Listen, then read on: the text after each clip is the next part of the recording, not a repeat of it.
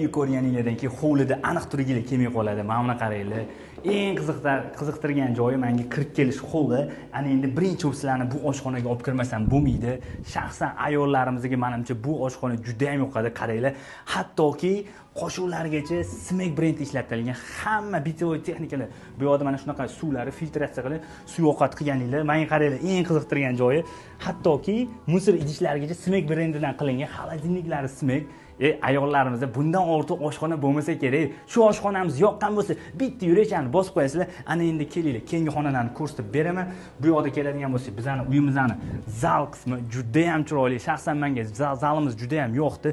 Mana shu stol-stolimizni o'zi naqd $55,000. Nimaga $55,000 tursa, italyanskiy brendga tegishli mana shu haqiqiy tosh bo'ladi. Bu yerda mягкий zonamiz xuddi shu brendga tegishli original shpollar ishlatilgan, kattagina TV zona qo'yilgan. Ana endi kelsanglar birinma-ketin sizlar bilan xonalarimizni ko'rib chiqamiz. Asosiy kirib kelish eshigi bu yerda birinchi bolalar yotoqxonasi. Ko'rasizlar, bu uyimizni xarid qilar ekansizlar, sizlar bor yo'g'i o'zingizlarning kiyiminglar bilan kelib yashasanglar bo'ladi. Shuni yonginasiga kirib kelishimizda umumiy sanuzel va ikkinchi bolalar yotoqxonasi bu yerda. Juda ham chiroyli, ranglarni qaranglar. Odam ishdan charchab kelganda bu ranglar aniq bilaman ko'zinglarni ortmaydi. Va ikkita katta xonamizga gal keldi.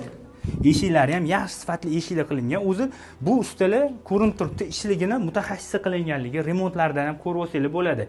Bu yoqqa keladigan bo'lsa, yana ikkinchi umumiy sanuzel, bu yerda vannalar qilingan.